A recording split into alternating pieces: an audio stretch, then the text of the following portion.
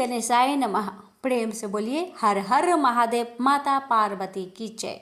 आप सभी भक्तों का दिन शुभ और मंगलमय हो। सनातन धर्म में सप्ताह का हर दिन किसी न किसी देवी देवता को समर्पित है। इसी तरह सोमवार के दिन देवों के देव महादेव की पूजा का विधान है। धार्मिक मान्यताओं के अनुसार सोमवार का दिन शिव जी को प्रिय है, इसलिए इस दिन भोलेनाथ की पूजा व्रत करने से जातक को कारोबार में तरक्की मिलती है। इसके अलावा शिव जी की कृपा से धन का लाभ होता है। और इसके साथ ही आज सोमवार के दिन शिवलिंग पर चंदन, अक्षत, दूध, गंगा जल और तिल मिलाकर शिवलिंग का अभिषेक करना चाहिए। इसके अलावा महामृत्युंजय मंत्र का जाप करें और सूर्योदय के दौरान शिवलिंग पर गन्ने का रस से अभिषेक करना चाहिए। और इस दिन आप गरीबों को भोजन कराएं और दान जरूर दें। ऐसा करने से भोलेनाथ की विशेष कृपा प्राप्त होती है। अब आइए श्रवण करते हैं सभी मनोकामना को पूर्ण करने वाली भोलेनाथ की महा पुण्य फल देने वाली कथा। कथाओं को बड़े ही श्रद्धा प्रसन्नचित मन से पूरा अवश्य सुनेगा। प्रेम से बोलिए हर हर महादेव। श्री अमरनाथ की अमर कथा। इस कथा का नाम अमर कथा इसलिए है कि इसके श्रवण करने से शिव धाम की प्राप्ति होती है। यह वह परम पवित्र कथा है जिसके सुनने से सुनने वालों को अमर पद की प्राप्ति होती है तथा वह अमर अजर हो जाता है। यह कथा श्री शंकर भगवान ने इसी गुफा में श्री अमरनाथ जी की गुफा में भगवती पार्वती जी को सुनाई थी। इस कथा को सुनकर ही श्री सुखदेव जी अमर हो गए थे। जब भगवान श्री शंकर यह कथा भगवती पार्वती को सुना रहे थे तो वह एक तोते का बच्चा भी इस परम पवित्र कथा को सुन रहा था और इसे सुनकर फिर उस तोते के बच्चे ने श्री सुखदेव स्वरूप को पाया था। सुख संस्कृत में तोता को कहते हैं और इसी कारण बाद में फिर मुनि सुखदेव के नाम से संसार में प्रसिद्ध हुए। यह कथा भगवती पार्वती तथा भगवान शंकर का संवाद है। यह परम पवित्र कथा लोक व परलोक का सुख देने वाली है। शंकर भगवान और जगत माता के इस संवाद का वर्णन भृगु संहिता, तिलमल पुराण, तीर्थ संग्रह आदि ग्रंथों में पाया जाता है। हम यहाँ पर आपके सम्मुख यह परम पवित्र कथा विस्तार पूर्वक रखेंगे। देव ऋषि नारद का कैलाश पर्वत पर आना और श्री पार्वती जी से पूछना कि भगवान शंकर के गले में रुंडमाला क्यों है। एक बार देव ऋषि नारद कैलाश पर्वत पर भगवान श्री शंकर के स्थान पर दर्शनार्थ पधारे। भगवान श्री शंकर उस समय वन विहार के लिए गए हुए थे और भगवती पार्वती यहाँ पर विराजमान थी। श्री पार्वती जी ने देव ऋषि नारद को प्रणाम किया और सादर आसन दिया और बोली, देव ऋषि आपने यहाँ पधार कर हम पर बड़ी कृपा की। अपने आने का कारण कहिए। देव ऋषि नारद बोले, देवी मेरा एक प्रश्न है, उसका उत्तर चाहता हूँ। श्री पार्वती ने कहा, कहिए। नारद बोले, देवी मुझे इस बात का बड़ा आश्चर्य है। भगवान श्री शंकर जो कि हम दोनों से बड़े हैं, उनके गले में रुंड माला क्यों है। श्री पार्वती जी बोली, इसका कारण मैं नहीं जानती। नारद जी ने कहा, आप यथा समय इसका कारण भगवान श्री शंकर जी से पूछिएगा। इतना कहकर देव ऋषि नारद वहां से चले गए और उनके जाने के थोड़ी देर बाद भगवान श्री शंकर आ गए और उनके आने पर भगवती पार्वती ने वही प्रश्न उनसे किया। भगवान श्री शंकर बोले, हे पार्वती तुम यह प्रश्न न पूछो। लेकिन श्री पार्वती ने भगवान श्री शंकर की बात नहीं मानी और उनके रुंड माला धारण करने का कारण जानने के लिए हट करने लगी। इस पर भगवान श्री शंकर ने कहा, पार्वती जितने मुंड तुमको इस मुंडमाला में दिखाई दे रहे हैं, यह तुम्हारे ही सिर है। यानी जितने जन्म तुमने धारण किए हैं, उतने ही मुंड मैंने धारण किए हैं। इस पर पार्वती जी ने प्रश्न किया, प्रभु मेरी तो मृत्यु होती है और आपकी नहीं होती, इसका कारण क्या है? भगवान श्री शंकर बोले, यह सब अमर कथा के कारण है।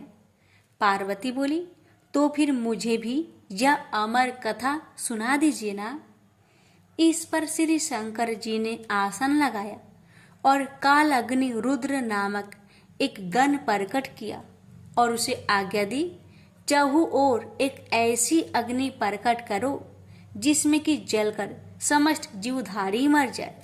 भगवान शंकर की आज्ञा पाकर काल अग्नि ने ऐसा ही किया और अदृश्य हो गया। जिस आसन पर भगवान श्री शंकर बैठे थे, उसके नीचे एक तोते का अंडा पहले से ही था, जो कि काल अग्नि को दिखाई नहीं दिया। इसके पश्चात भगवान श्री शंकर नेत्र मुद कर एकाग्रचित हो पार्वती जी को अमर कथा सुनाने लगे और पार्वती जी उनके हर वाक्य पर हुक्कारा भरने लगी। धीरे धीरे पार्वती जी को नींद आने लगी। उसी समय उस अंडे में से जीव प्रकट हुआ। श्री पार्वती जी तब तक हुक्कारा देते देते सो चुकी थी। अब उसके स्थान पर तोता हुक्कार देने लगा। जब भगवान शंकर अमर कथा समाप्त कर चुके तो श्री पार्वती जी की आंखें भी खुली। भगवान श्री शंकर ने उनसे पूछा कि क्या उन्होंने अमर कथा सुनी है? श्री पार्वती ने उत्तर दिया कि अमर कथा नहीं सुनी। इस पर भगवान श्री शंकर ने पूछा, तब हुक्कारा कौन देता था? पार्वती जी बोली, मुझे नहीं मालूम। अब भगवान श्री शंकर ने इधर उधर देखा तो उनको एक तोता दिखाई दिया, जो कि उनके देखते ही देखते उड़ गया। भगवान शंकर उठकर पीछे दौड़े। वह तोता उड़ता उड़ता तीनों लोकों में गया, लेकिन उसको कहीं जगह नहीं मिली। श्री व्यास देव की पत्नी अपने घर के द्वार पर बैठी जम्हाई ले रही थी। बस तोता उनके पेट में चला गया। भगवान श्री शंकर ने कहा, व्यास जी, मेरा चोर आपके घर में है। महर्षि व्यास बोले, प्रभु हमारे घर में तो कोई चोर नहीं है। भगवान श्री शंकर के कहने पर महर्षि व्यास जी ने अपनी पत्नी से पूछा। उसने उत्तर दिया, ऐसा जान पड़ता है जैसे कि मेरे पेट में कोई पंछी गया है। महर्षि व्यास जी ने यह बात भगवान श्री शंकर से कही और साथ ही कहा, आपकी जैसी इच्छा हो वैसा कर सकते हैं, लेकिन यह तो आप जानते ही हैं कि स्त्री को मारना पाप है। श्री वेद व्यास की यह बात सुनकर श्री शंकर लौट गए। वह तोता कई वर्षों तक ऋषि पत्नी के पेट में रहा, लेकिन जब ऋषि पत्नी के पेट का कष्ट अधिक बढ़ता गया तो श्री वेद व्यास जी ब्रह्मा जी और उसके पश्चात श्री विष्णु जी के पास गए। फिर तीनों मिलकर भगवान श्री शंकर के पास गए। इसके पश्चात चारों श्री वेद व्यास जी के स्थान पर आए और पंछी की स्तुति करने लगे। पंछी जो भगवान श्री शंकर जी से अमर कथा सुनकर चारों वेदों तथा 18 पुराणों का ज्ञानी हो गया था। कहने लगा, अब तक जगत निर्मोही नहीं होगा तक मैं माँ का पेट से बाहर नहीं निकलूंगा। इस पर भगवान विष्णु ने अपनी माया से जगत को निर्मोही कर दिया। इस पर वह तोता बालक रूप होकर माँ के पेट से बाहर आ गया और उसका नाम सुखदेव हुआ। श्री सुखदेव अपने जन्म के साथ ही सबको प्रणाम करके जंगल की ओर चल दिए और फिर भगवान विष्णु ने अपनी माया हटा दी और जगत पुनः मोहयुक्त हो गया। इस पर श्री वेद व्यास जी अपने पुत्र के लिए व्याकुल होकर श्री सुखदेव के पीछे जंगल में दौड़े और उनके पास पहुंचकर उनसे घर चलने के लिए कहा। श्री सुखदेव जी ने कहा, जगत निर्मोही है, जहाँ न कोई किसी का पुत्र है और न कोई किसी का पिता। श्री वेद व्यास जी बोले, अब ऐसा नहीं है। श्री सुखदेव जी ने ध्यान लगाकर देखा तो मालूम हुआ कि भगवान श्री विष्णु ने उनके साथ छल किया है। इस पर उन्होंने श्री वेद व्यास जी से कहा, जब तक मैं गुरु धारण नहीं कर लूंगा वापस घर नहीं जाऊंगा, और गुरु धारण करने के बाद मैं घर आकर आपकी सेवा करूंगा। ये सुखदेव जी फिर इस संसार में गुरु की खोज में इधर उधर घूमने लगे, मगर अपने से बढ़कर ज्ञानी उनको कहीं पर नहीं मिला। इस पर वह श्री वेद व्यास जी की आज्ञा से महाराज जनक के पास गए, लेकिन महाराज जनक के पास कर्म स्त्री व राजपाट के कारण उनको गलानी हुई। लेकिन राजा जनक ने जब उनका यह हाल देखा तो अपनी माया से उन्होंने सारे नगर को भस्म कर डाला। राजभवन भी भस्म होने लगा, लेकिन राजभवन के जलने से महाराज जनक और पत्नी का चित्त पैमान नहीं हुआ, किंतु श्री सुखदेव जी का चित्त व्याकुल होने लगा। सुखदेव जी को अमर कथा के सुनने तथा अपने अमर हो जाने का अभिमान था। उनकी व्याकुलता को देखकर महाराज जनक बोले, आप क्यों घबरा रहे हैं? आप तो अमर है, लेकिन हमारा शरीर अवश्य जलेगा। इस पर भी जब श्री सुखदेव जी की व्याकुलता दूर न हुई तो महाराज जनक ने अपनी माया से अग्नि पुनः शांत कर दी और प्रत्येक वस्तु पूर्वतः हो गई। यह देखकर श्री सुखदेव जी ने महाराज जनक को अपना गुरु बना लिया और उनसे उपदेश लिया। इसके बाद श्री सुखदेव जी नैमिषारण्य गए। वहां पर ऋषियों महर्षियों ने उनका बड़ा आदर सत्कार किया। ऋषियों महर्षियों ने आपसे अमर कथा सुनने के लिए प्रार्थना की। श्री सुखदेव जी बोले, इस कथा के सुनने वाले अमर हो जाते हैं। इसके पश्चात उन्होंने कथा सुनानी आरंभ की। कथा आरंभ होने के साथ ही कैलाश पर्वत, क्षीर सागर और ब्रह्मलोक हिलने लगा। ब्रह्मा, विष्णु, शिव तथा समस्त देवता उस स्थान पर पहुंचे जहां पर अमर कथा हो रही थी। भगवान शंकर को स्मरण हुआ कि यदि इस कथा के सुनने वाले अमर हो गए तो पृथ्वी का संचालन बंद हो जाएगा और फिर देवताओं की प्रतिष्ठा में अंतर आ जाएगा। इसलिए भगवान श्री शंकर क्रोध में भर आए और श्राप दिया कि जो इस कथा को सुनेगा वह अमर नहीं होगा, परंतु हाँ, वह शिवलोक अवश्य प्राप्त करेगा। प्रेम से बोलिए हर हर महादेव। भोलेनाथ, आपकी कथा कहने वाले, सुनने वाले, हुक्कार भरने वाले सभी पर अपनी कृपा सदा सर्वदा बनाए रखना। प्रेम से बोलिए हर हर महादेव। 16 सोमवार व्रत कथा। एक समय श्री महादेव जी पार्वती के साथ भ्रमण करते हुए मृत्यु लोक में अमरावती नगरी में आए। वहां के राजा ने शिव मंदिर बनवाया था, जो कि अत्यंत भव्य एवं रमणीक तथा मन को शांति पहुंचाने वाला था। भ्रमण करते समय शिव पार्वती भी वहां ठहर गए। पार्वती जी ने कहा, हे नाथ, आओ आज इसी स्थान पर चौसर पासे खेले। खेल प्रारंभ हुआ। शिव जी कहने लगे, मैं जीतूंगा। इस प्रकार उनकी आपस में वार्तालाप होने लगी। उस समय पुजारी जी पूजा करने आए। पार्वती जी ने पूछा, पुजारी जी बताइए, जीत किसकी होगी? पुजारी बोला, इस खेल में महादेव जी के समान कोई दूसरा परंगत नहीं हो सकता, इसलिए महादेव जी ही यह बाजी जीतेंगे। परंतु हुआ उल्टा, जीत पार्वती जी की हुई। अतः पार्वती जी ने पुजारी जी को कोढ़ी होने का श्राप दे दिया कि तूने मिथ्या भाषण किया। अब तो पुजारी कोढ़ी हो गया।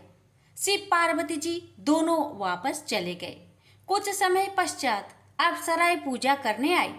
अप्सराओं ने पुजारी के उसके कोढ़ी होने का कारण पूछा। पुजारी ने सब बातें बता दी। अप्सराएं कहने लगी, पुजारी जी, आप 16 सोमवार का व्रत करें तो शिव जी प्रसन्न होकर आपका संकट दूर करेंगे। पुजारी जी ने अप्सराओं से व्रत की विधि पूछी।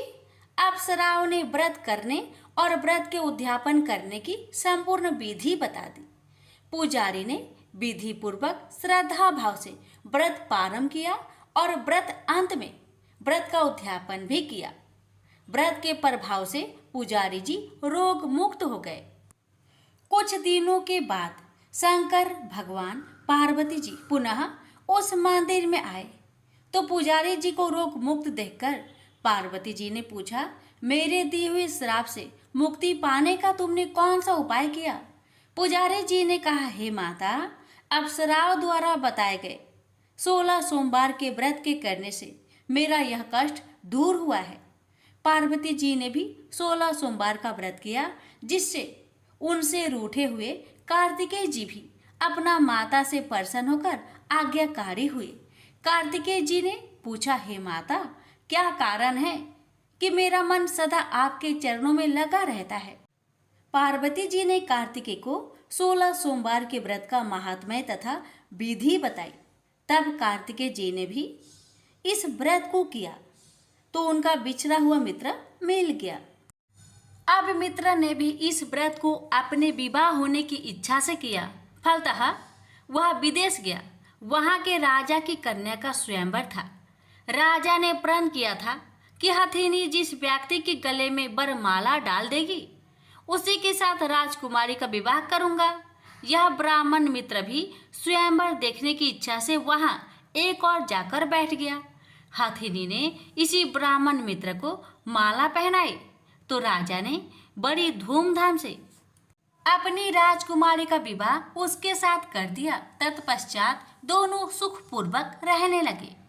एक दिन राजकन्या ने पूछा, हे नाथ, आपने कौन सा पुण्य किया जिससे हथिनी ने आपके गले में वरमाला पहनाई? ब्राह्मण पति ने कहा, मैंने कार्तिकेय जी द्वारा बताए अनुसार 16 सोमवार का व्रत पूर्ण विधि विधान सहित श्रद्धा भक्ति से किया, जिसके फल के कारण मुझे तुम्हारे जैसे सौभाग्यशाली पत्नी मिली। अब तो राजकन्या ने भी सत्य पुत्र प्राप्ति के लिए व्रत किया और सर्वगुण संपन्न पुत्र प्राप्त किया। बड़े होकर पुत्र ने भी राज्य प्राप्ति की कामना से 16 सोमवार का व्रत किया।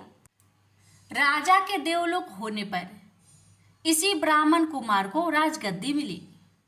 फिर भी वह इस व्रत को करता रहा। एक दिन उसने अपनी पत्नी से पूछा, सामग्री शिवालय ले चलने को कहा, परंतु उसने पूजा सामग्री अपनी दासियों द्वारा भिजवा दी।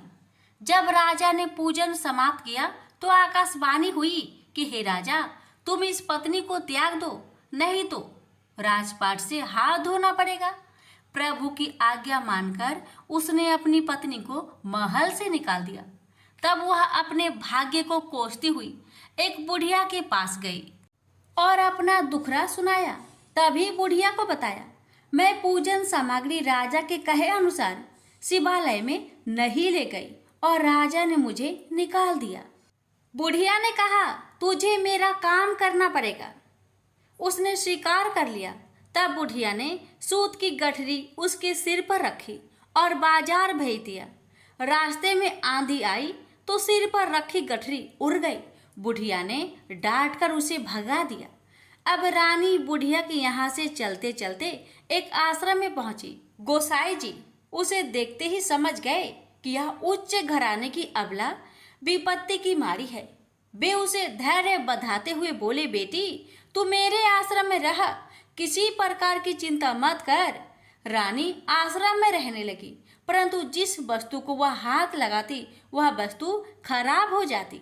यह देखकर गोसाई जी ने पूछा, बेटी, किस देव के अपराध से ऐसा होता है? रानी ने बताया कि मैंने अपने पति की आज्ञा का उल्लंघन किया और शिवालय में पूजन के लिए नहीं गई। इससे मुझे घोर कष्ट उठाने पड़ रहे हैं। गोसाई जी ने शिव जी से उसके कुशल क्षेम के लिए प्रार्थना की और कहा, बेटी, तुम 16 सोमवार का व्रत विधि के अनुसार करो। तब रानी ने विधि पूर्वक व्रत पूर्ण किया। व्रत के प्रभाव से राजा को रानी की याद आई और दूतों को उसकी खोज में भेजा। आश्रम में रानी को देख दूतों ने राजा को बताया। तब राजा ने वहां जाकर गोसाई जी से कहा, महाराज, यह मेरी पत्नी है। मैंने इसका परित्याग कर दिया था। कृपया इसे मेरे साथ जाने की आज्ञा दें। शिव जी की कृपा से प्रतिवर्ष 16 सोमवार का व्रत करते हुए वे आनंद से रहने लगे और अंत में शिवलोक को प्राप्त हुए। प्रेम से बोलिए हर हर महादेव, माता पार्वती की जय। ओम नमः शिवाय। कथा इस प्रकार है। एक बार भगवान शिव कैलाश पर्वत पर समाधि लगाकर बैठ गए। वर्ष पर वर्ष बीतते चले, लेकिन उनकी समाधि भंग नहीं हुई। इससे सृष्टि का कल्याण और संहार रुक गया। सृष्टि के कामों में रुकावट आने से ब्रह्मा, विष्णु तथा अन्य देवताओं को बहुत चिंता हुआ और वे भगवान शिव की समाधि भंग करने के लिए उपाय सोचने लगे। ब्रह्मा भगवान विष्णु से बोले, भगवान आप ही कोई उपाय बतलाए जिससे भगवान शिव की समाधि टूटे और वह सृष्टि के कल्याण और संहार का अपना उत्तरदायित्व पूर्ण करने में लगे। अगर सृष्टि का चक्र रुक गया तो संसार नष्ट हो जाएगा। विष्णु भगवान बोले, ब्रह्मा जी आपने ही तो इस सृष्टि को पैदा किया है, आपने ही विधान बनाया है, इसलिए आप ही कोई उपाय सोच सकते हैं। ब्रह्मा जी बोले, भगवान शिव की समाधि हमने किसी उपाय से भंग कर भी दी तो वह कल फिर समाधि लगा लेंगे। मैं चाहता हूँ कि कोई ऐसा अस्थायी उपाय सोचा जाए कि सृष्टि का चक्र विधान के अनुसार चलता रहे। विष्णु जी बोले, हम जिस उपाय से अब तक ऋषि मुनियों की तपस्या भंग करते आए हैं, क्या उसी प्रकार कामदेव को भेजकर भगवान शिव की समाधि भंग नहीं की जा सकती? भगवान शिव निर्विकार है, अर्थात उनके मन में न तो कोई विकार है और न पैदा किया जा सकता है, इसलिए यह उपाय कारगर सिद्ध नहीं होगा। ब्रह्मा जी बोले, भगवान हो सकता है कामदेव से प्रभावित होकर भगवान शिव अपनी समाधि तोड़ दे और फिर किसी स्त्री से विवाह कर ले। विवाहित होने के बाद उनकी आए दिन की इस समाधि से मुक्ति मिल जाएगी। विष्णु जी बोले, लेकिन पितामह आपकी नजर में क्या कोई ऐसी कन्या है जो निर्जन पर्वत पर रहने वाले शिव को पति रूप में स्वीकार कर ले? ब्रह्मा जी बोले, मैंने इस काम के लिए योग माया से प्रार्थना की है। उन्होंने चतुर्भुज चामुंडा के रूप में मुझे दर्शन देकर वचन दिया है, वह शिव के साथ विवाह करने के लिए तैयार है। माँ भगवती अपने वचन का पालन करने के लिए प्रजापति की पुत्री के रूप में जन्म ले चुकी है। प्रजापति दक्ष ने उनका नाम सती रखा है। इसका अर्थ है पहले ही सारी व्यवस्था कर चुके हैं। विष्णु बोले, मुझे केवल आपकी अनुमति की आवश्यकता थी भगवान। ब्रह्मा जी बोले, इधर भगवती दुर्गा ने दक्ष प्रजापति की कन्या सती के रूप में जन्म ले लिया था। जब वह बड़ी हुई तो उन्होंने अपने पिता दक्ष प्रजापति से कहा कि वह भगवान शिव का पति के रूप में मन ही मन में वर्ण कर चुकी है। सती की बात सुनकर दक्ष बोले, तुम पागल हो गई हो बेटी, शिव तो संसार में वैराग्य ले चुके हैं, वह कभी भी सांसारिक बंधनों में नहीं बंधना चाहेंगे। सती बोली, आप चिंता मत कीजिए पिताजी, मैं अपनी तपस्या द्वारा उन्हें विवाह करने के लिए तैयार कर लूंगी। दक्ष बोले, कोशिश करके देख लो बेटी, लेकिन मुझे आशा नहीं है कि तुम्हारी तपस्या शिव की समाधि भंग कर सकेगी। सती ने माता पिता से आज्ञा लेकर घर में ही भगवान शिव की आराधना करनी आरंभ कर दी। सती की तपस्या के प्रभाव से भगवान शिव की समाधि टूट गई। वह उमा के सामने प्रकट होकर बोले, मैं तुम्हारी तपस्या से बहुत प्रसन्न हूँ उमा, जो भी चाहो वर मांग लो। उमा बोली, भगवान यदि आप मेरी तपस्या से प्रसन्न हैं तो मुझे पत्नी के रूप में स्वीकार कर लीजिए। भगवान शिव तथास्तु कह के वहाँ से अंतर्ध्यान हो गए। स्त्री की इच्छा अनुसार प्रजापति दक्ष ने उमा का विवाह शिव के साथ कर दिया। शिव उमा को लेकर कैलाश पर्वत पर आ गए। एक बार ब्रह्मा जी के दरबार में सब देवता बैठे थे। दक्ष प्रजापति भी वहां आए। ब्रह्मा पुत्र होने तथा सृष्टि बढ़ाने के कारण उनकी प्रतिष्ठा को देखते हुए सबने खड़े होकर उन्हें आदर दिया, प्रणाम किया, पर भगवान शिव वैसे ही बैठे रहे, उनके लिए जैसे कोई आया ही नहीं था। दक्ष ने इसे अपना अपमान समझा और क्रोध में कह बैठे, शिव मेरे जमाता हैं, उन्हें चाहिए था कि मुझ ससुर को उठकर प्रणाम करके आदर देते, पर लगता है इनमें देवताओं के युग शिष्टाचार नहीं है। किसी भी देव यज्ञ में भाग लेने की पात्रता इनमें नहीं है, अतः इन्हें किसी यज्ञ में भाग न दिया जाए। दक्ष क्रोध में बोलते रहे, शिव के लिए जैसे कुछ हुआ ही नहीं हो। वे उसी तरह मुस्कुराए चुप रहे। ब्रह्मा जी की सभा से लौटने के बाद दक्ष ने अपने श्राप को प्रतिष्ठा के लिए स्वयं एक यज्ञ किया तथा निश्चय किया कि इसी यज्ञ में शिव को यह भाग न देने की प्रारंभ किया जाए। उन्हें उस विशाल यज्ञ में भाग लेने के लिए समस्त देवताओं को आमंत्रण भेजा। यज्ञ शुरू हुआ तो देवता लोग आकाश मार्ग से यज्ञ में भाग लेने के लिए जाने लगे। दक्ष की पुत्री सती तो अपने पति शिव के साथ कैलाश धाम में बैठी थी। देवताओं तथा देव पत्नियों को इस प्रकार सज धज कर जाते देख शिव से पूछ बैठी, प्रभु ये सारे देवता अपनी पत्नियों के साथ कहाँ जा रहे हैं? तब भगवान शिव ने कहा, तुम्हें पता नहीं, तुम्हारे पिता दक्ष प्रजापति ने भूमंडल पर बहुत बड़ा यज्ञ शुरू किया है, उसी में भाग लेने के लिए ये सब जा रहे हैं। यह सुनकर सती को आश्चर्य हुआ। उन्होंने कहा, पिताजी विशाल यज्ञ कर रहे हैं और अपनी ही बेटी तथा जमाता को पता ही नहीं। आपके पास निमंत्रण आया है क्या? शिव जी ने हंसकर कहा, अगर निमंत्रण आता तो क्या तुम्हें पता न चलता? सोचा होगा कि जहाँ सब देव तथा देव नारियां देवोपम वस्त्र तथा अलंकारों से सजी धजी आएंगी, वहाँ हमारा जमाता भूत प्रेतों जैसी वेशभूषा में आकर शोभा बढ़ाने के बजाय मेरी हंसी कराएंगे। इसलिए शायद उन्होंने निमंत्रण नहीं भेजा। ने तो उस अपमान की कोई परवाह नहीं की, पर सती अपने तथा अपने पति के प्रति इस प्रकार के व्यवहार से बहुत दुखी हुई तथा इसे अपना अपमान समझा। वे बोली, अपनी प्रतिष्ठा तथा दिखावती श्रेष्ठता का इतना ही ध्यान था तो बेटी ब्याहने से पहले सोचना चाहिए था। मैं पति के इस अपमान को बिल्कुल भी नहीं सहूंगी। मुझे आज्ञा दीजिए, मैं वहां जाकर पिता से पूछती हूँ तथा ये भी देखूंगी कि देवगण कैसे हैं जो देवाधिदेव शिव के बिना उस यज्ञ में भाग लेने जा रहे हैं। शिव ने कहा, उन देवों को क्या पता है कि हमें निमंत्रण नहीं दिया गया है। वैसे भी तुम्हें इस बारे में ज्यादा विचार नहीं करना चाहिए। बिना निमंत्रण के जाने पर अपमान होता है, इसलिए मेरी सलाह है कि तुम भी मत जाओ। सती अपने पिता द्वारा की गई इस उपेक्षा तथा अपमान को सह न पा रही थी। पति शिव की आज्ञा न मिलने पर भी सती अपने पिता के घर जाने की जिद पर अड़ी रही। शिव ने सोचा कि सती क्रोध में है, पता नहीं कुछ अनहोनी न हो जाए, इसलिए उन्होंने अपने कुछ गणों को सती की रक्षा के लिए भेज दिया।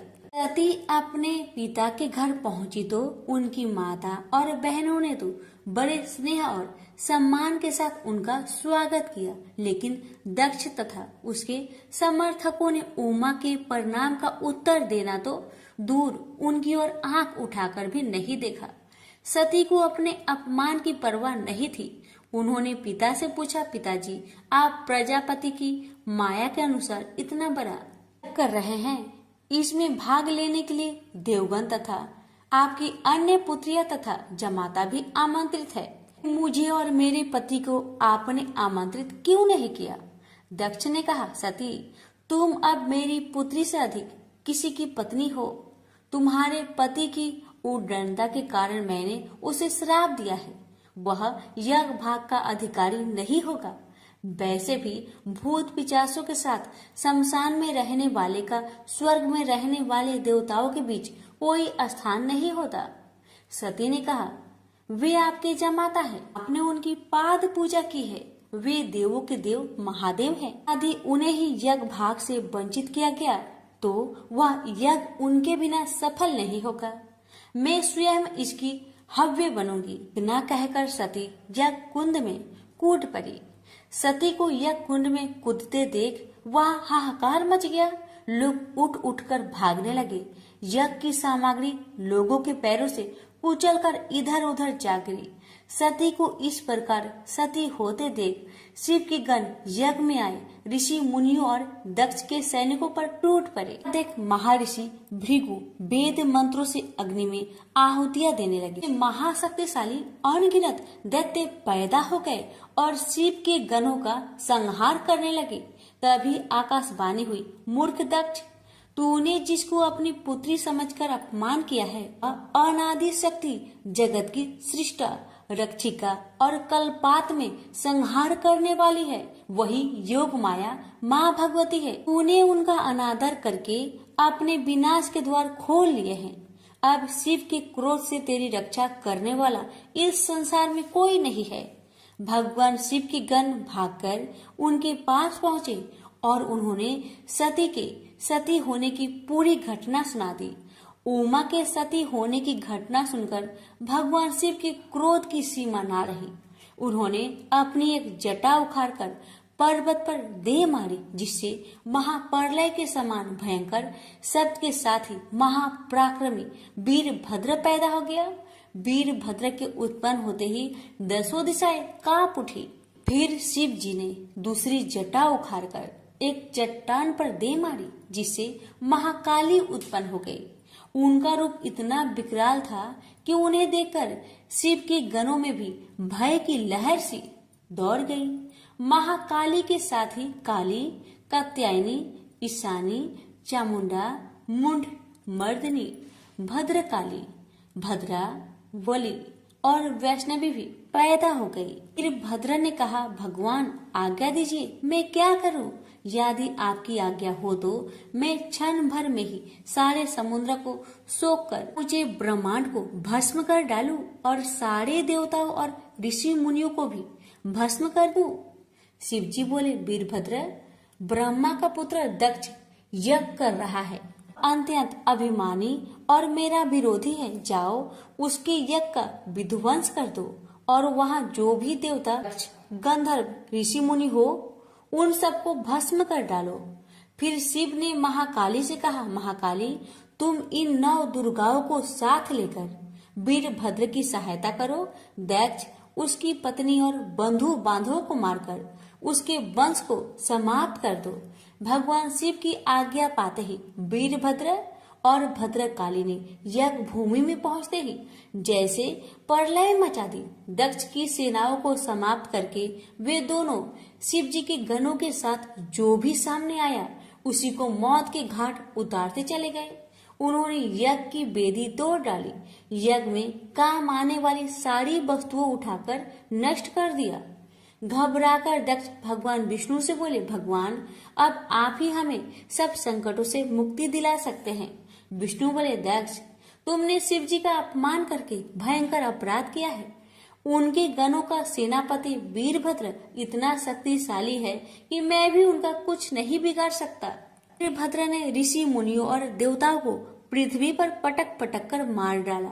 भृगु ऋषि की छाती पर पांव रखकर उनकी दाढ़ी उखाड़ ली। शिव जी को देखकर हंसने वाले ऋषि पूषा के दांत तोड़ डाले और फिर वेदी के भीतर छिपे दक्ष को बाहर खींचकर उसका सिर हाथों से मोड़कर धधकते हुए अग्नि कुंड में फेंक दिया।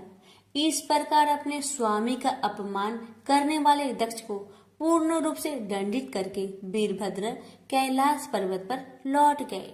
उनसे बोलिए, उमापति शंकर भगवान की जय। बात उस समय की है जब परशुराम ने अपनी प्रतिज्ञा के अनुसार पृथ्वी को क्षत्रियों से रहित कर दिया था।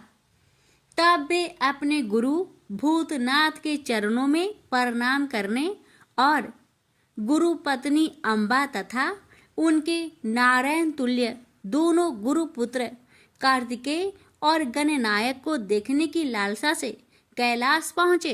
वहाँ उन्होंने अत्यंत अद्भुत कैलाशपुरी का दर्शन किया। अपने गुरु की उस दिव्य पुरी के दर्शन कर रेणुका नंदन आनंद विभोर हो गए। फिर उन्होंने शिव का 15 योजन ऊंचा और 4 योजन विस्तृत अत्यंत सुंदर आश्रम देखा। परशुराम वहां सबसे मिले और उन्होंने सबसे बात की। इसके बाद वे नंदीकेश्वर से आज्ञा प्राप्त कर प्रसन्नता पूर्वक आश्रम के भीतर प्रविष्ट हुए। कुछ ही आगे जाने पर महातपस्वी परशुराम ने बहुमूल्य रत्नों से निर्मित सैकड़ों मंदिर देखे। उन्होंने वहां का भीतरी द्वार देखा जो नाना प्रकार की चित्रकारी से चित्रित तथा हीरे मोतियों की गुथी हुई मालाओं से अत्यंत शोभ्यमान था। परशुराम ने द्वार के बाएं भाग में अपने गुरुपुत्र कार्तिकेय को देखा और दाहिने ओर पार्वती नंदन गणेश तथा शिव पार्वती का अवलोकन किया। वे वहां रत्नाभरण भूषित बहुमूल्य रत्नों से बने सिंहासनों पर आसीन थे। परशुराम सबसे मिलते और प्रेम पूर्वक बात करते हुए प्रसन्नचित चित्त से आगे बढ़े ही थे कि गणेश ने उन्हें देखकर कहा, शूलपाणी इस समय शयन कर रहे हैं। मैं उन परम प्रभु की आज्ञा प्राप्त कर तत्काल तुम्हें साथ ले चलूंगा। बस इतनी देर रुक जाओ। परशुराम ने गणेश के सम्मुख खड़े खड़े उत्तर दिया, बंधुवर, मैं अपने गुरु शिव व माता पार्वती के दर्शन करना चाहता हूँ। मैं उनके चरणों में प्रणाम कर अभी लौट जाऊंगा।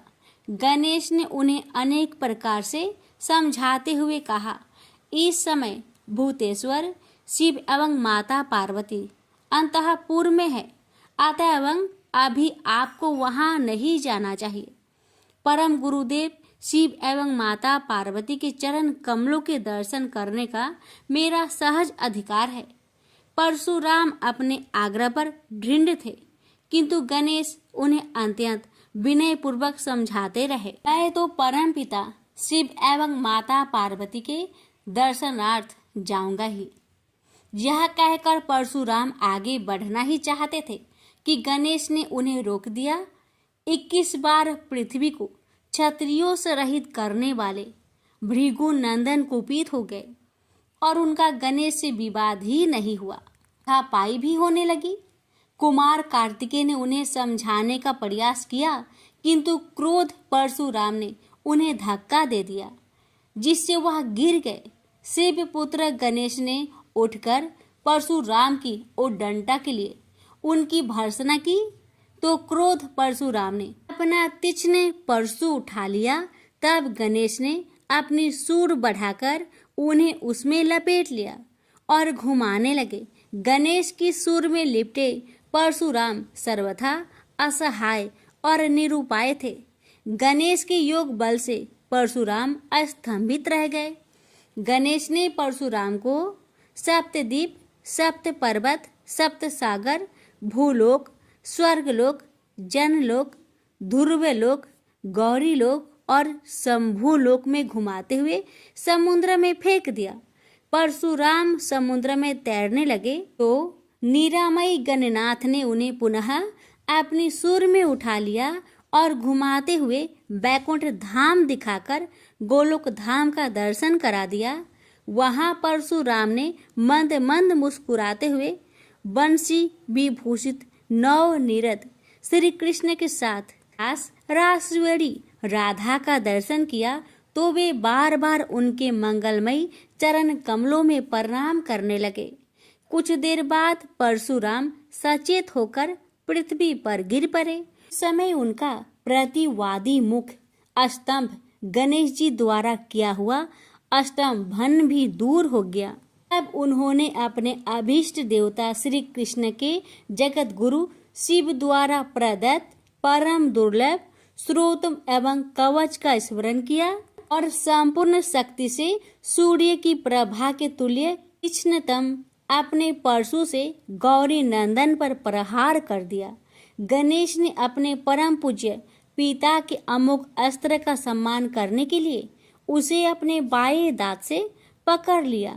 शिव शक्ति के प्रभाव से वह तेजस्वी परशु गणेश के बाएं दांत को समूल काट कर पुनः रेणु का पुत्र परशुराम के हाथ में लौट आया।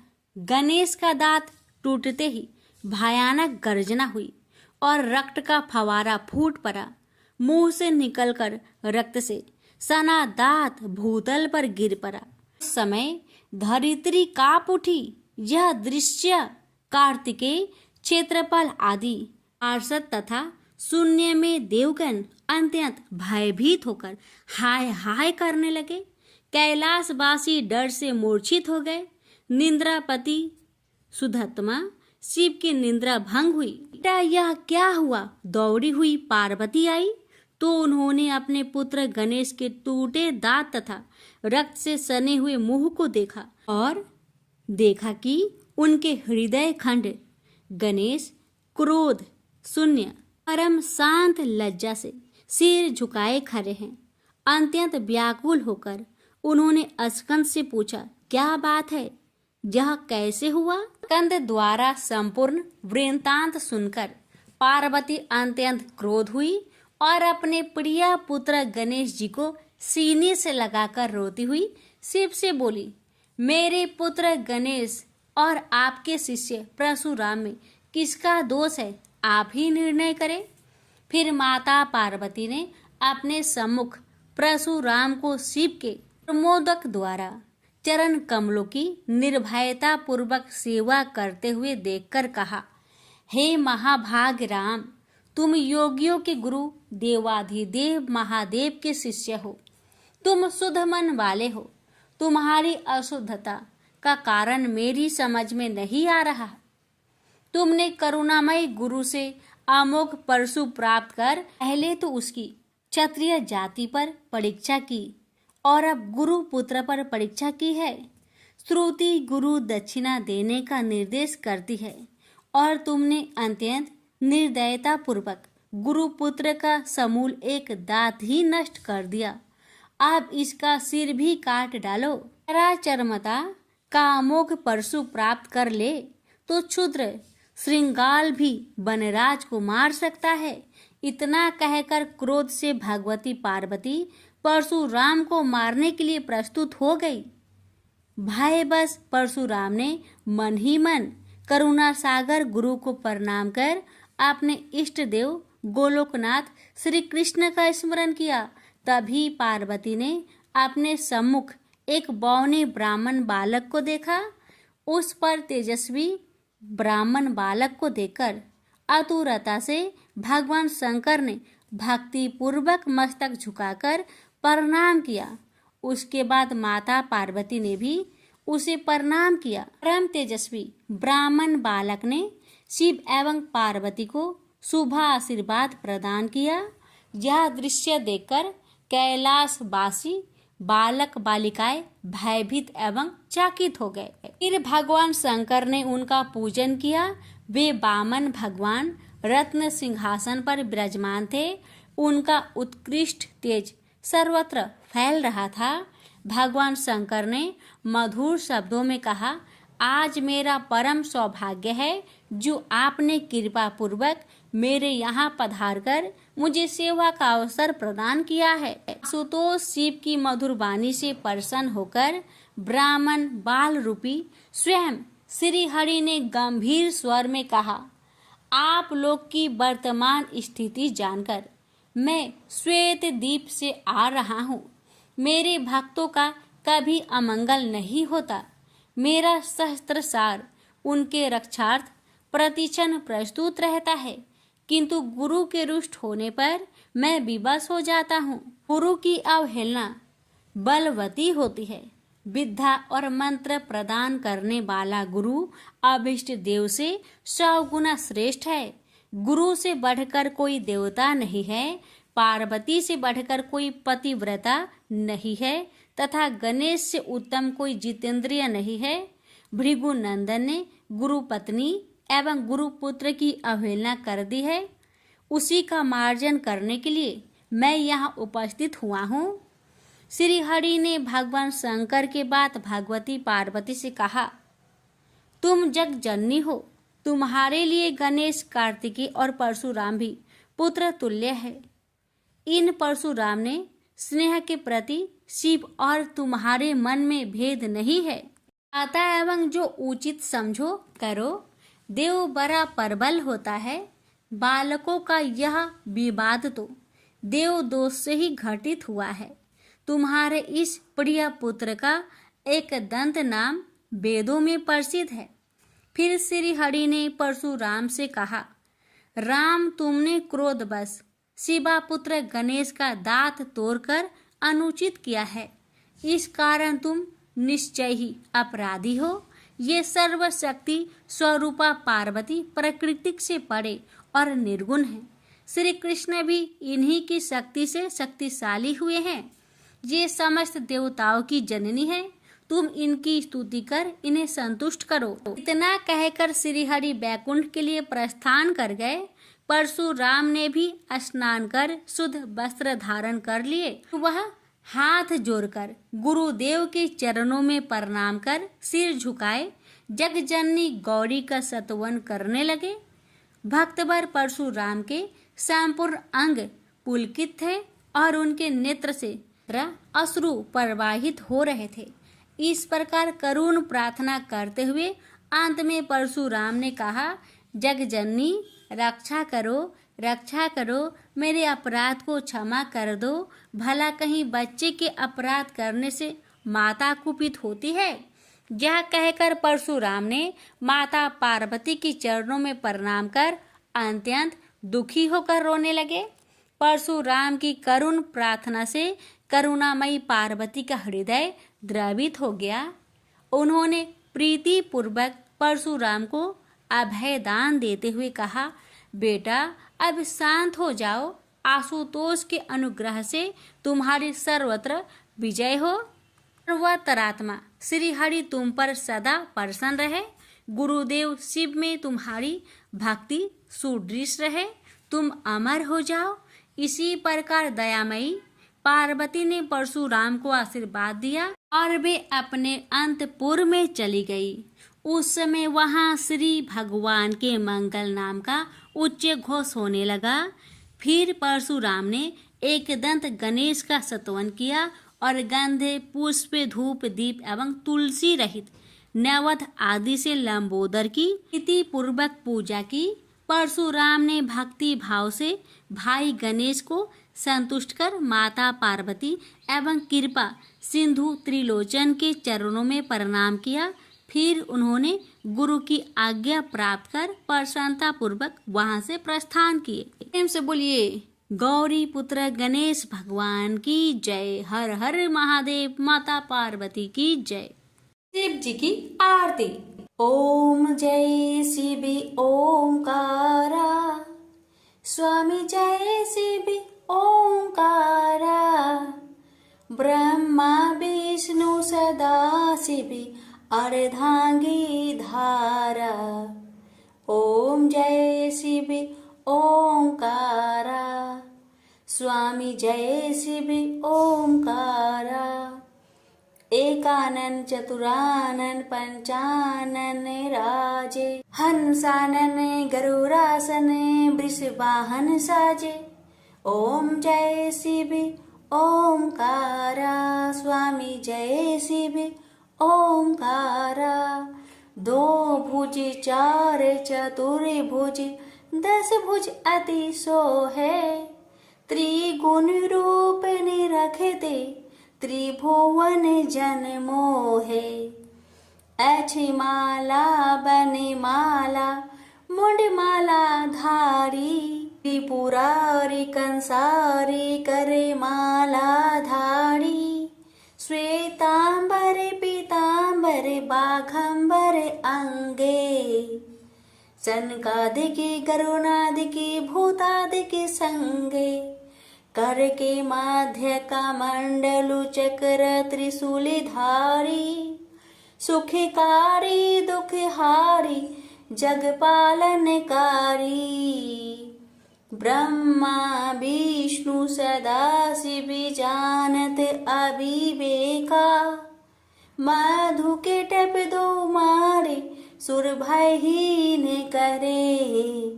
लक्ष्मी व सावित्री पार्वती संगा, पार्वती अर्धांगी शिव लहरी गंगा। पर्वत सोहे पार्वती शंकर कैलासा, भांग धतुर का भोजन भस्मी में बासा। जटा में गंग बहत है गल मुंडन माला, शेष नाग लिपटावत ओढ़त मृगी छाला। काशी में विराजे विश्वनाथ नंदी ब्रह्मचारी, नीत उठ दर्शन पावत महिमाति भारी। त्रिगुण स्वामी जी की आरती जो कोई नरे गावे, कहत शिवानंद स्वामी मनवांछित फल पावे। ओम नमः शिवाय, हर हर महादेव, माता पार्वती की जय।